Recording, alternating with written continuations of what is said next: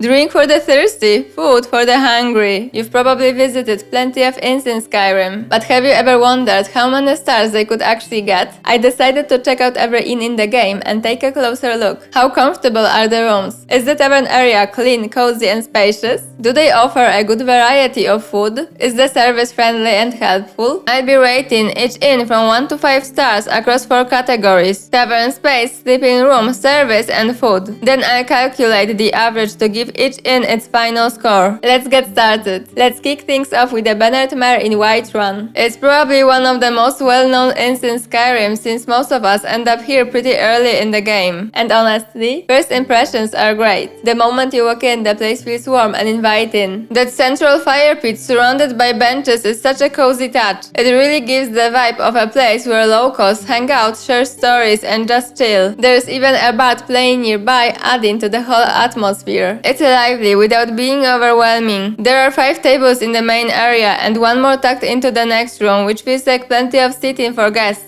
The space is clean and nicely organized. And where is the kitchen? It's in a smaller room off to the side. The same one with that extra table. It's technically still part of the hangout area, which might not be the most hygienic setup, but on the upside, we get to see exactly what Sadia's cooking. So she's gotta keep things top-notch if she doesn't want people side-eyeing theirs too. Even though it's not a fully separated kitchen, it still seems like a decent spot to prepare food. That said, there is one big issue: the floor. There are so many holes in the wood, like actual gaps that you could easily trip on, especially after a few drinks. Some are even hidden under carpets, which is honestly dangerous. You can't avoid what you can't see. Because of that, I'm giving the tavern space 4 out of 5 stars. No one wants to live a fun night out with a sprained ankle. Now the rooms. There are 4 in total and 3 of them are fairly similar, just different in size. The beds aren't exactly luxurious. But here's the thing. I'm basing my rating on the one we actually get when we rent a room. Because who cares if the other rooms are awesome if we're stuck with the worst one, right? But here's the twist, we actually get the best one. It's spacious, well lit, has a big comfy bed and even a wash basin. There's also a table where you can sit, look out over the tavern, still hear the bard playing and stay connected to the vibe downstairs. However, there is a catch. The room doesn't have a door to block the sound from the tavern. So if you're hoping for a quiet night of sleep, good luck. For that reason, I'm giving the sleeping room 4 out of 5 stars. It's a great room, but it really needs a door to make it feel private. Next up, food. I checked the menu and the selection is solid. Lots of dishes, plenty of drink options, and Sadia clearly puts care into the cooking. In the evening, the place is packed with people eating, drinking, so it must taste good. I'm giving 5 stars for food. And finally, the service. Sadia comes right over when you sit down to ask if you need anything, which is a nice touch. Though, she only does it the first time you sit, not if you move seats. But honestly, that seems to be how it goes in other inns anyway, so that's fine. Holda also personally shows you to your room, which is a really nice gesture. Both of them are friendly and helpful. Add in the bard, keeping the mood lively, and it's an easy 5 stars for service. So after averaging everything out, the Banneret Mare gets 4.5 stars overall. Not bad at all. But now I'm curious, is there an inn out there that can earn a perfect 5? Let's find out in the next stop on our journey. Okay, so Riften was looking absolutely gorgeous that day. But then you step into the B&Barb and wow, the vibe is completely different. It's dark and gloomy with barely any windows, so all that beautiful natural light is gone. They've got a fireplace tucked away in the corner, which is a nice touch, but it doesn't create that same cozy atmosphere like the fire pit in the Banneret Mare. That one draws people in and makes the place feel alive. This one? Not really. There are only 3 tables in the main area, and that might not sound too bad until you show up during the evening rush. I checked it out and every single table and seat was already taken. That's a problem, because what's the point of good food and service if you can't actually sit down to enjoy it? The place looks decently clean overall, but a few things throw it off, like the plates randomly stacked under the counter. They look totally disorganized. Same with the basement. The shelves could be organized a bit better. Now, the kitchen is in its own separate area, which is nice, but it doesn't really stand out. Compared to Whiterun's setup, even though that one wasn't separated, it somehow looked much more impressive with all the delicious food lying around. I'll give them credit for the floor, no dangerous holes here. But overall, with the limited seating, lack of light, and kind of messy vibe, I'm giving the tavern area a 3 out of 5. Let's move on to the rooms. Just like in Whiterun, there are 4 bedrooms, but these are not great. Every single one of them is dark with no windows at all. Not even the room we get as guests stands out. The bed feels low quality, there is no table to eat at, no wash basin, no food lying around to give it a lived-in feel. There is a shared dining space upstairs in the hallway, but it's just a single table. If someone else gets there before you, too bad. So unfortunately, I've got to give the room a pretty low score, just 2 stars out of 5. Now let's talk food. The menu doesn't offer a huge variety, but here's the cool part. They've got some unique drinks that you can't find anywhere else. That alone adds a bit of charm. Plus, when I visited in the evening, the place was packed, so people must really like the food, or at least the alcohol. And come on, who wouldn't want to sip on a white gold tower drink? That's some top tier nostalgia right there. So for food, I'm giving them a solid 5 stars. Lastly, the service. The innkeeper personally shows you to your room, which is a really nice touch. And the bartender? Even when guests get a little aggressive with their words, he stays calm and polite. Talon,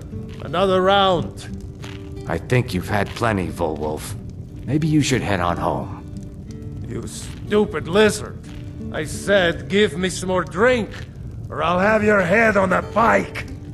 Suit yourself. He's also happy to chat about their special drinks, which makes the experience feel more personal. 3, in fact. They're my own recipe.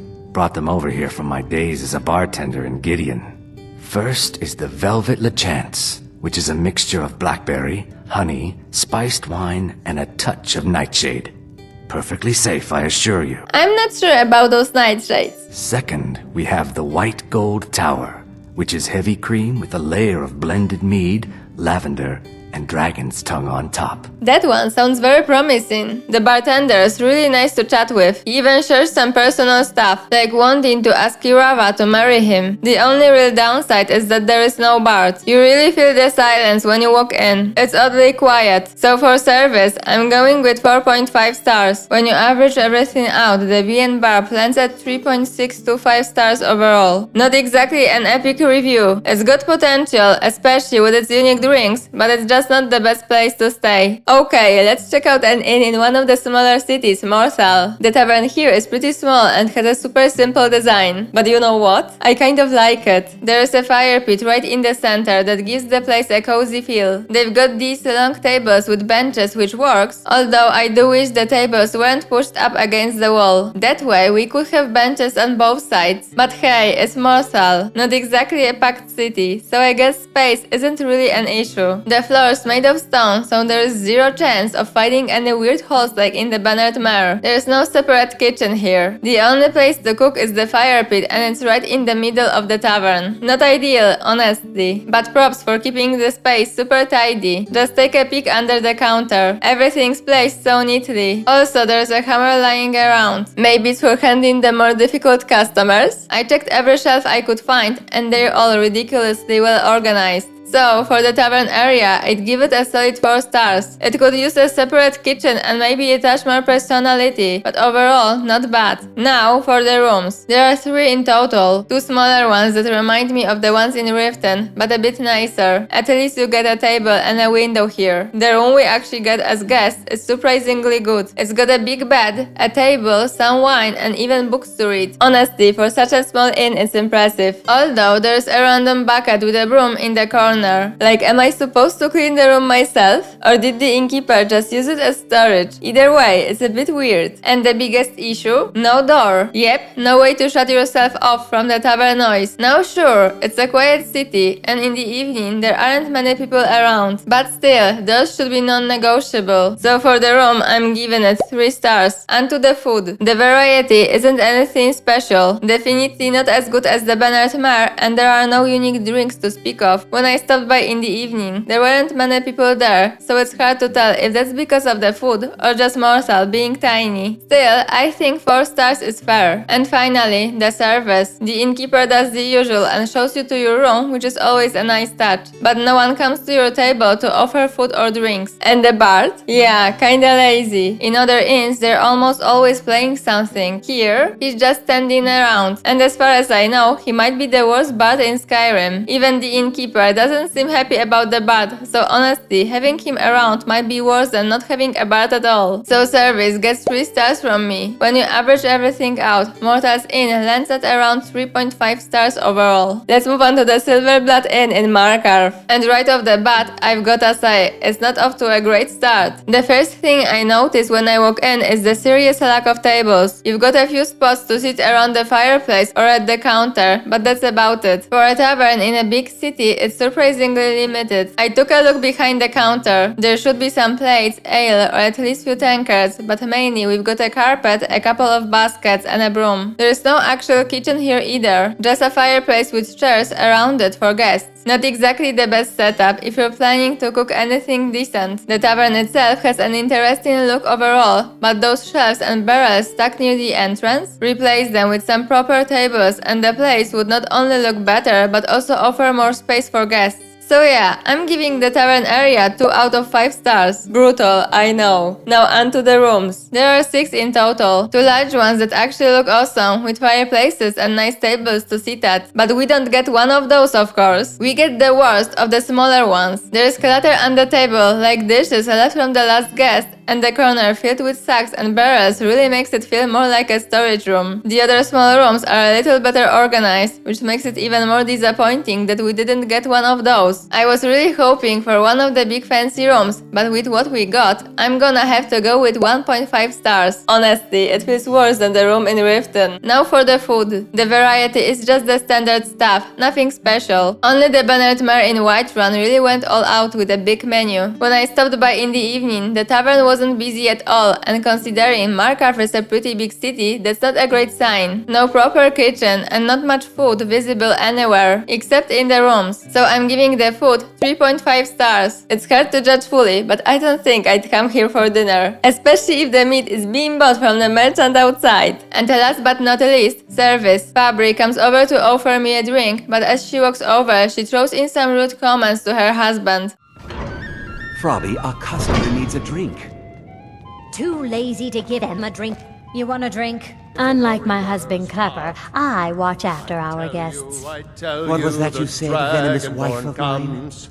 Nothing, you pig-headed oaf. Honestly, Fabri seems like she cares about her guests, but hearing her badmouth her husband isn't exactly the best impression. Even if they're not happy, having a heated argument in front of customers isn't very professional. At least the bat was doing his job correctly. He sang the entire time I was there, unlike in Mortal. So for service, I'll give it 4 stars. I'm knocking off 1 star because of all the unpleasant arguments we had to listen to. All in all, the Silverblood Inn gets a 2.75 out of 5. That's lower than Mortal's Inn, which honestly surprised me. I really thought all the bigger cities would dominate the top 5. Alright, now let's head over to Windhelm. The inn here is called Candleheart Hall. And yep, there's actually a story behind that name, but we'll get to it in a bit. Right away, this place stands out from the others. Usually, when you walk into an inn, the tavern area is right in front of you along with the innkeeper's counter. But here, you've got to head upstairs to find the main tavern space. And honestly, it's worth the climb. Upstairs, there's this cozy central fireplace surrounded by comfy chairs and little tables. It's such a warm, inviting setup. Off to the side, there are 3 regular tables too, so there's plenty of space. The fancy windows add a bit of charm. Now, downstairs is where things get really impressive. The kitchen here is probably the best out of all the inns. It's huge with 3 cooking pots, shelves full of ingredients, and actual prep table. It feels like a real working kitchen, not just a corner with a pot over a fire. It's not my favorite tavern in terms of overall aesthetic, but I honestly can't find anything to complain about here. So yeah, 5 stars for the tavern area. Next up, the rooms. I found 3 and they all have a similar look and layout. One has a big bed, but other than that, they're pretty much alike. The one we got is very nice. It's got a wash basin, wardrobe, shelves, and a door. And since the tavern area is on another floor, that means peace and quiet. If I could add a small table and chair and maybe upgrade the bed that to something a bit more luxurious, it'd be perfect. So I'll give it 4 stars. The food here seems promising too. Thanks to that awesome kitchen, I trust the quality way more than in most other places. And in the evening, the tavern is actually busy. Most tables and chairs are taken, which is always a good sign. The menu even offers more food and drinks than most other places. Well, besides the banner to mayor, of course. So yeah, let's go with 5 stars for the food. Now, the service. That's where things slipped a bit. No one came over to offer me food or drink while I was sitting there. A little disappointing, especially since almost everything else here is top-notch. But the innkeeper herself? Super friendly, and she even shares the story behind the name Candleheart Hall. Did you see the candle above the fire upstairs?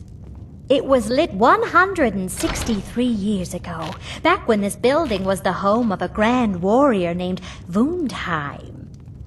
When word came that he'd fallen, his son Durot lit the candle in his honor.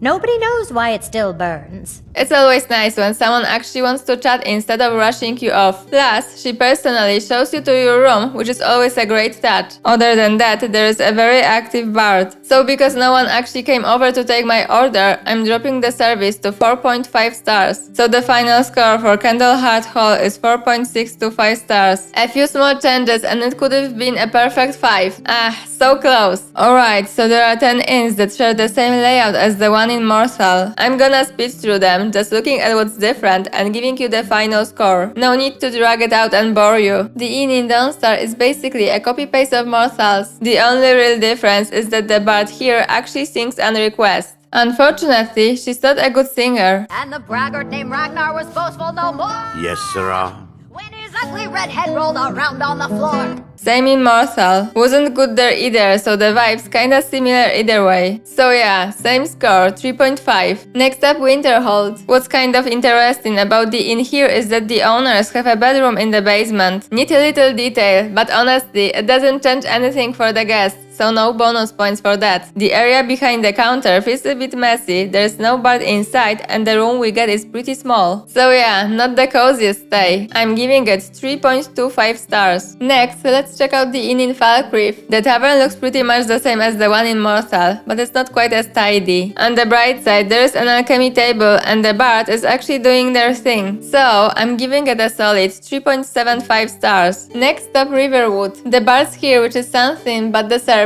Yeah, not great. Ognar isn't exactly the friendliest barkeep I've met, and Delphine doesn't even bother showing me to my room. This is actually the only inn where that didn't happen. Not sure if it's a bug or just how things work around here. But the dialogues between Delphine and Ognar can be pretty fun to hear.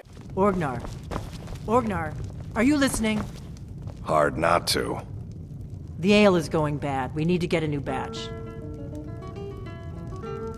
Did you hear me? Yep, ale's going bad. I guess you don't have potatoes in your ears after all. Just make sure we get a fresh batch in soon.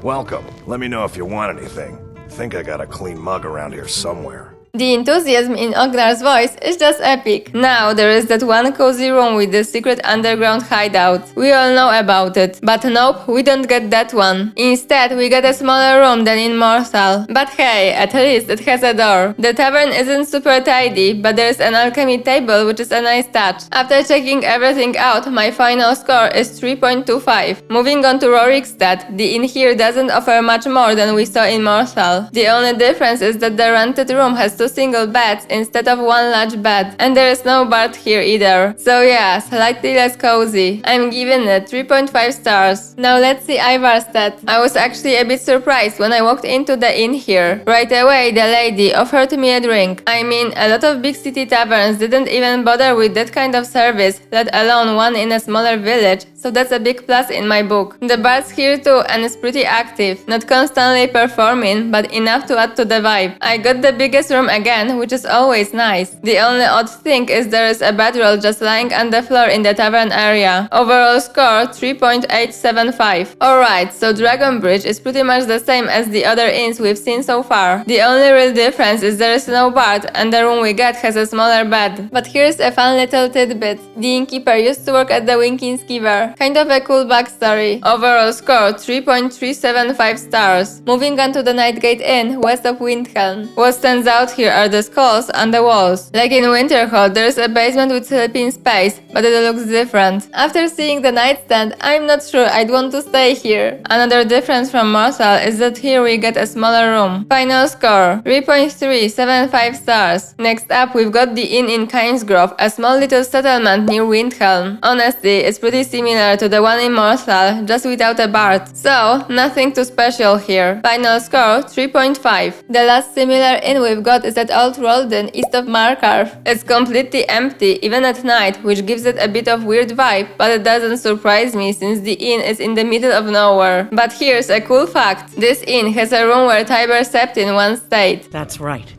In the Second Era, Tiber Septim himself led the army that conquered Old Rolden from the barbarians of the Reach. Septim would later found the empire that united Tamriel, but his first known battle and victory was right here.